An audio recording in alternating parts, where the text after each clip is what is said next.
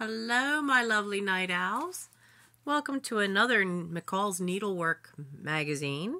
This one is from winter 1945-1946. Now, this one has already sold. So before I send it out, though, I wanted to add it to the list of videos of these vintage McCalls because it's fun to me. I think it's fun to see how things progress in styles each year because we're basically starting with the winter of 1945-1946, and the very last one that will happen in this series is spring and summer 1958. Mind you, there'll be a jump, around in some years because I don't have every single year, every single winter, every single summer. I don't have them all. But let's crack into this one. As I said, this one has already sold, so this one won't be in an upcoming sale. Now this one also, the cover is loose, but you've got these wonderful lithographed pages. Honestly, I mean, you could make that today and people would wear it.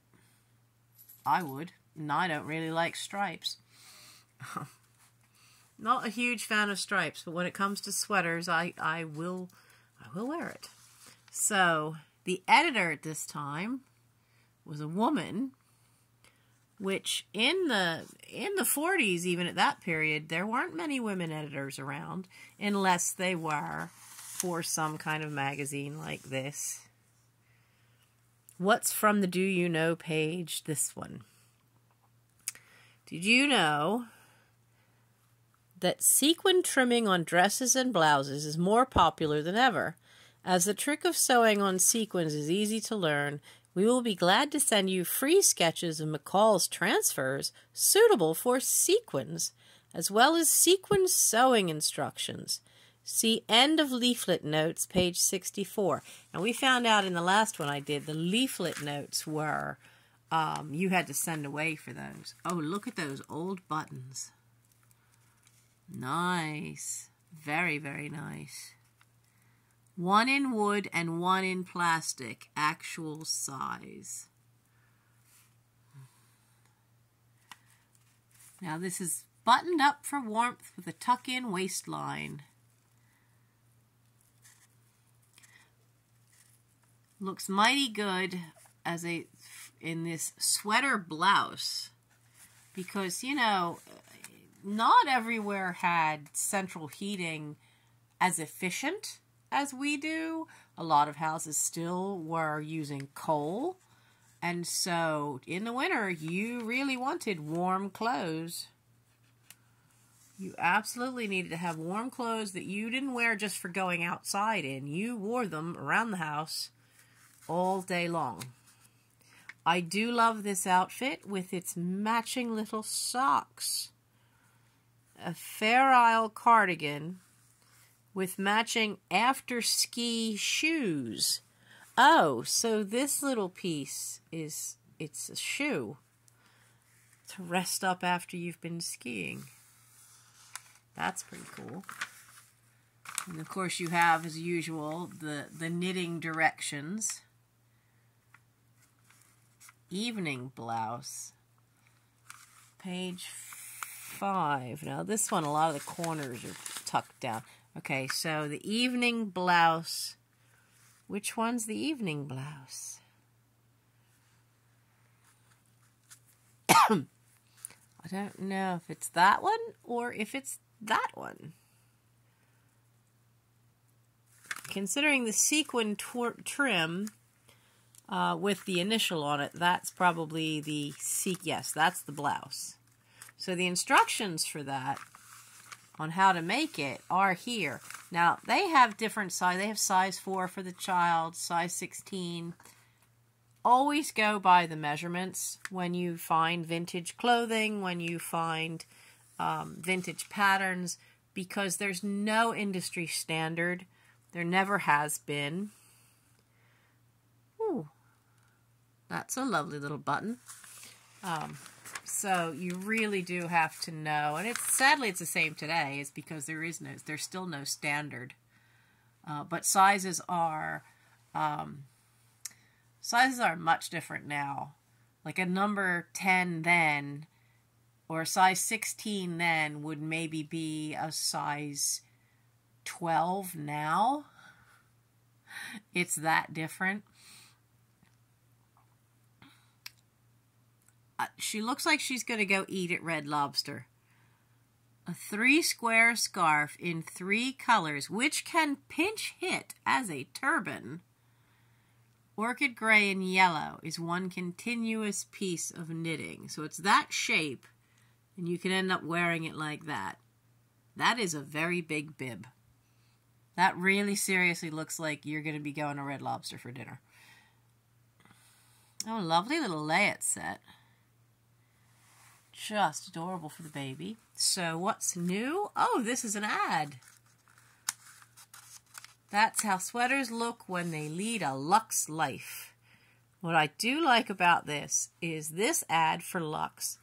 It gives you all the things you need to do, because the first thing that is a problem when you find vintage yarn, you have to check it for color fastness.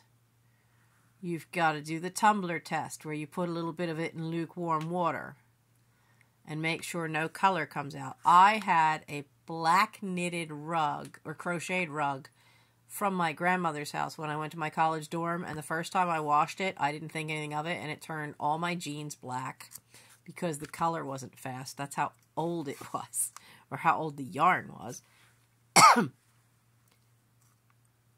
Test the temperature of the water with your wrist, not your fingertips, because you want it barely lukewarm for wool. Yes, because any heat could shrink it. They didn't have any pre-shrunk stuff back in that time of the 40s. The suds work it gently through the garment. Notice you're doing all your wool stuff by hand. And then you've got to rinse it at least 3 times to make sure you get all of it. And then you take a Turkish towel, which would have been a very thick cotton towel, and you want to lay everything flat, and then you roll it, and then unroll it again, because you really need to knead it and push and squeeze, and you want to get all that water out. And then comes always the fun of, you need to keep it away from direct heat, such as a radiator, but you need to lay it flat to dry. I laugh at this part, it's because I missed a step. Before washing, they are telling you to draw an outline of the knitted garment on plain paper so that you can make sure to dry it to restore it to its original shape after washing. Can you imagine? I mean, even if you're an at-home mom, like so many of, well, my mother was, but back in the day, first off, where did you lay this out? And then to have to, like, it would take a couple of days probably to dry out, because you can't have it in direct heat. And then they want to pin the outline with rust-proof pins so that you're pinning the thing in the perfect shape from your pattern. Press with warm iron over a damp cloth to remove any pin marks. Oh, this is brush Angora. Well, it didn't say it was an Angora. Totally understand now why they're going to such trouble. An Angora sweater was something that was not inexpensive, and you really did have to take special care of it, more so than sheep's wool. Look at the size of those buttons. You could see those buttons coming a mile away. I do like the hat. That hat could be really interesting. Can you see that hat with a nice brooch right there on the side? Be great. Everything was ski themed. She looks like she stepped right out of White Christmas, the movie. Matching little mittens there. Mother and daughter combos. I like this. I haven't seen this before in the other magazines, to have this nice little graphic just to decorate around the images. Look at the little kids. Oh, the little kids are adorable. Except her. She's like, you know, how long do I have to sit here before you're going to let me play with the toys? I want to play with the toys. She is age 4 in a darling dress that she may well be proud to own. The blouse is knitted in a smocking effect. The skirt is in suspender style with box pleat effect all around. Directions are on page 44. I kind of like the lambs. Now, of course, here's the mother and daughter directions and the 4-piece snowsuit. Another ad that you're never too young to start knitting. Maybe so, but nobody started me early enough. Mind you, all the relatives that knew how to do that by the time I came along were already up there in age. I was born in 1965, so the oldest great aunt was already 65 at that point. And by the time I was old enough to start doing this, they were not doing it anymore because of arthritis in their hands. Now, I like this. You've got the hat, but you've also got these lovely purses. Kind of like that one, and I don't even carry a purse. But the hat and the purse makes a nice set. Spinner in yarn. Looks almost like a, what's his name with the apple in front of the guy's face with the bowler hat. Magritte. Almost like a Magritte image. But anyway, they were already starting to give up from arthritis and age. I mean, after all, my one grandfather was gone before I was born. The other one died when I was only 10. When I was 19, graduating high school, another great aunt had passed away. Wasn't long after that, grandmother had passed away.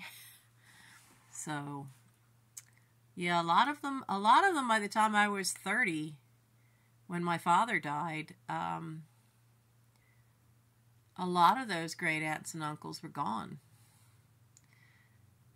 Well, there's a lovely dress. Look at that.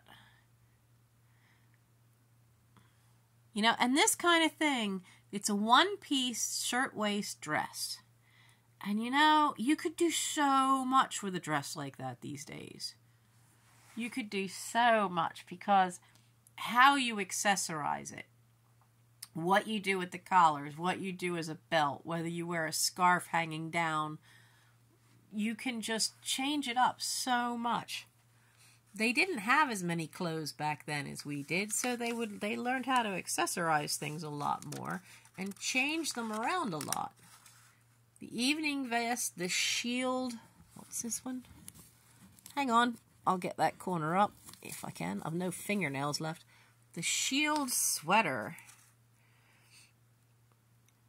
So this is a broad-shouldered sequin vest crocheted in bow knot stitch. I'm sure you will know what that is if you crochet. I don't. A bow knot special. Now this one is, they call it a slip over, which basically means it's a sweater that you'd slip over your head just like you would a t-shirt. Cap sleeve charm. I don't think I've seen anything in cap sleeves in years. Fleischer's yarn. Plans for the newcomer. Oh, look at this. This whole page, you've got a baby creeper. I'm not kidding. It says baby creeper. I have no idea what that is. A wrapping shawl. And mother and baby bed jacket and sack? That's got to be a French word with that spelling, but I've no idea what the sack part is. Maybe that's the creeper, because I would think that's the shawl. I'm confused. Oh, lovely graphic. Look at that graphic. And it's all an ad for your standard needles. Crochet hooks and needles. I love that it has its own little roll-up carrier. Oh, that's fabulous. Do you, excuse me, hey, excuse me, sir. Get off of that, you big boy. Gimli, you are big and heavy, and you don't need to be on there tipping things over. So, you have right on the beam for the boys, and for school-agers, as if these kids don't go to school.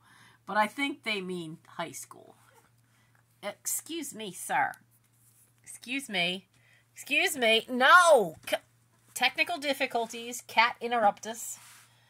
Silly boy.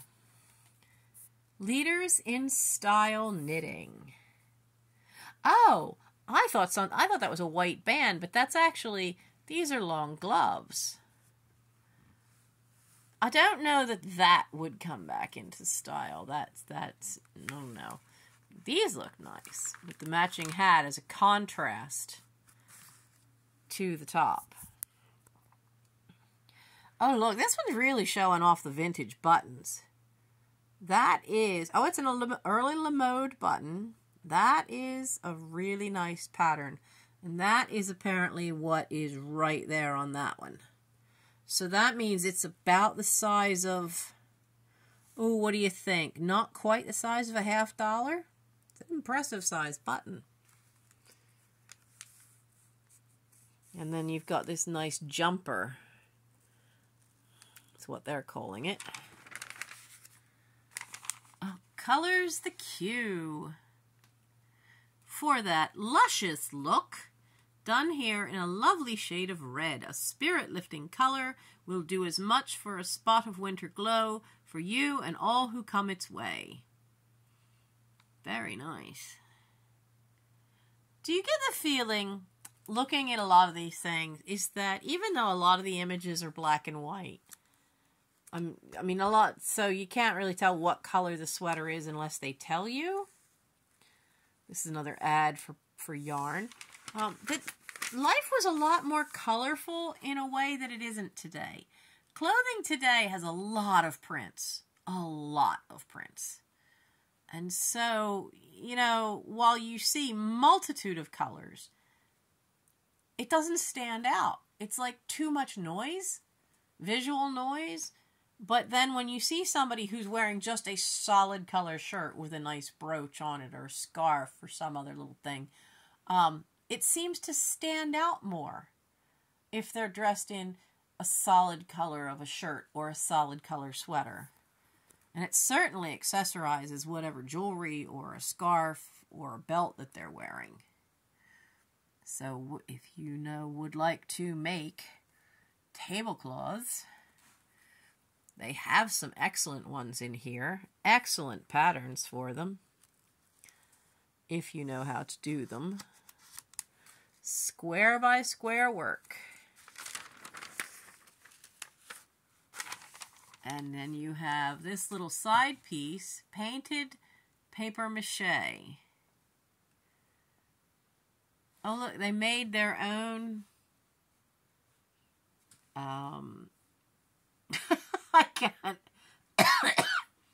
I can't think of the word. Oh dear. Tambourine. Tambourine. That's the word. Here's some of the directions for the pansy tablecloth, the round doily, the flower and fillet motifs. Another thing about knitting knacks, an ad for a book. Settle for a smart set with these in mind. I do like these hats. I mean, you often see me in my Harry Potter's Hufflepuff knit cap. Honestly, I would wear that. Only because we tend to keep the house pretty chill in the winter, just as a cost-saving thing. Because oil heat's like crazy expensive this year. With love and kisses. Oh, now this actually gives the instructions to make the Humpty Dumpty doll. That doesn't always happen. A lot of these little things, they usually tell you to look for a leaflet. Now, pattern number. I wonder if the pattern's in here. I like the fact that they're quilted. Though the seam here is a bit odd with the piping. But would make a nice little pair of slippers. Ooh, a teapot cozy. I actually need to find a proper I need to find a proper teapot. I had that one, and then the glass I had a carafe that was to hold hot stuff, but then the glass inside exploded one day, which was not fun. It was a rude surprise and a big mess in my kitchen. Who remembers chairs like these made out of the mohair? There was one I absolutely loved at my grandmother's. And my grandmother's getting rid of it, and my mom was all set to bring it down here to the house. And then my aunt stepped in and said no, she was going to take it, and she took it upstate and sold it. That was no fun. Make velvety, deep nap, reversible rugs from old clothing. You know, I just saw a thing about using old clothing and a burlap sack to make a rug it's on Amazon Prime. It's called Edwardian Farm.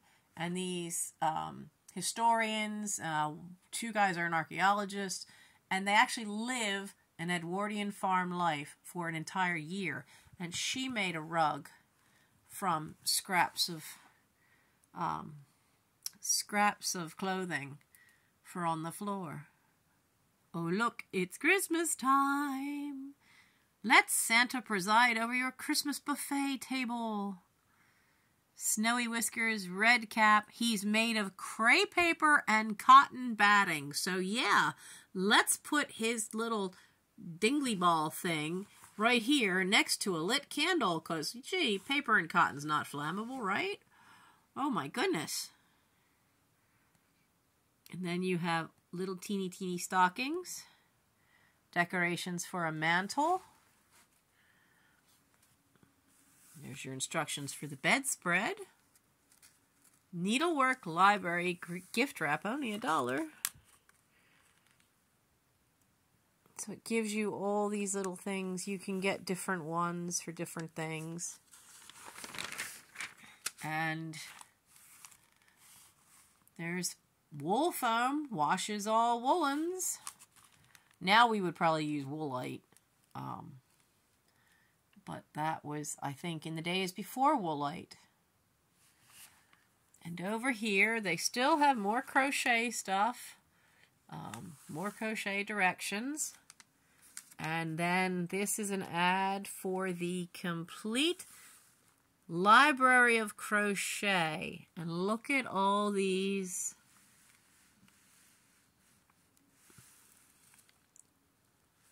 Ooh, oh, that would be fun to try. I might be able to make those. Now, I don't see any like this that are the ones I have, but I do have, these will be coming up at some point, but I do have similar things, but these are different companies. So, but honestly, I wouldn't mind knowing about pom-pom and fluff rugs. That sounds like something I might be able to make. So this is where we're going to end this one. This is part 1. We've done half the magazine. And I hope you've enjoyed this first half. And as I said, this one is already sold. And I should go back in the descriptions of the other ones I've done, and I should mark on them if they've sold or not. So I hope you've enjoyed this. And, oh, I'm so sorry. I'm beginning to lose my voice again. So, I will get this posted, and then probably in a day, I'll get the other part of this one up so that on Wednesday we can get back to our regular schedule of the rest of them. So that way when it ends, it's in the next live sale. But as I said, this one has already sold. Watch for part 2.